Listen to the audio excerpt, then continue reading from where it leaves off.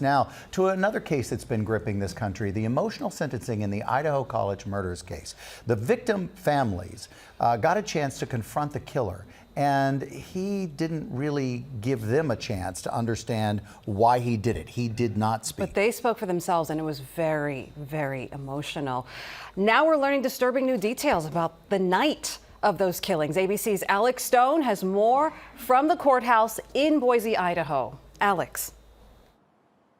Hey guys, good morning. Yeah, it was quite emotional yesterday as the family members got up and they addressed Bryan Kohberger face to face, even at one point turning a lectern to look right at him and try to get that eye contact. But overnight, we got access to new documents in the case outlining just how violent it was.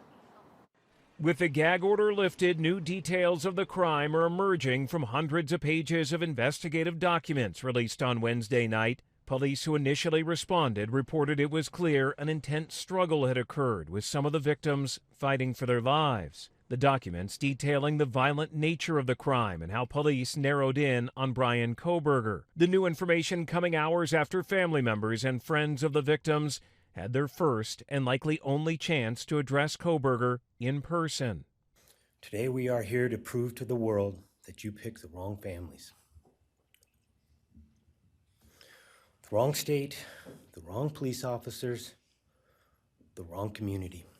And then there was Dylan Mortensen. She is one of two surviving roommates. She saw the killer that night walk right past her, describing him as tall with bushy eyebrows, now living with the trauma of losing her friends.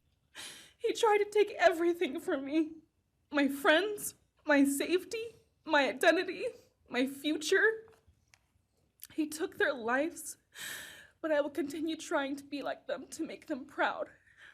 Then the judge asked Kohberger if he wanted to speak. I respectfully decline. The judge handed down the agreed-upon sentence, but first with these words about Kohberger. A faceless coward breached the tranquility of 6 beautiful young people and senselessly slaughtered them, 4 of them. That sentence, 4 consecutive life terms in prison for murder in exchange for pleading guilty and avoiding the death penalty, plus 10 more years for burglary for entering the home on King Road in November of 2022. And guys, we got word overnight that Bryan Kohberger has been moved out of the Ada County Jail here in Boise. He's already been handed over to the Idaho Department of Corrections. They're going to do an assessment on him, figure out what prison he's going to go to. They've only got one maximum security prison here in Idaho. It's likely he will go there. Our team's got access in several days ago, double walled. The inmates spend 23 hours a day in their cells. They don't even get fruit to eat because they make alcohol out of it, according to the guards. So he may go there, but they are determining now where he's going to go, guys. Okay. Alex, just have to ask you, because you just alluded to it moments ago about those documents that were dropped, those police documents. What was revealed in them? And it was only after the case concluded. That's right, because a gag order has been lifted, so now we're beginning to get access to all of those documents. We know from these, and I mean, they are quite graphic, from the police reports that there was blood all over when police went in. They found that Xana Kernodle had defensive wounds all over her body. Most of her wounds were defensive wounds. Kaylee and Madison, they were together in a bed. Remember, they had gone out. They were having a fun college night, and they were found together in a bed on a pink blanket that was so covered in blood that it wasn't pink any longer at all.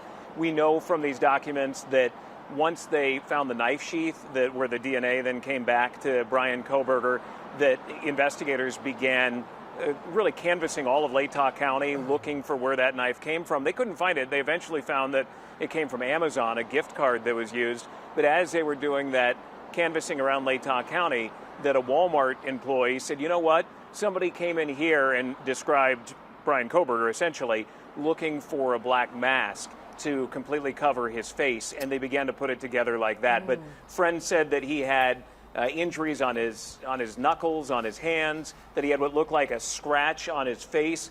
He told them that he had been in a car accident, but that friends said that they did see the injuries on his body. Alex, let no one forget how brutal and violent that was. So glad that you're there to, take us into the courtroom. Truly. Alex Stone reporting from Boise, Idaho. Thank you.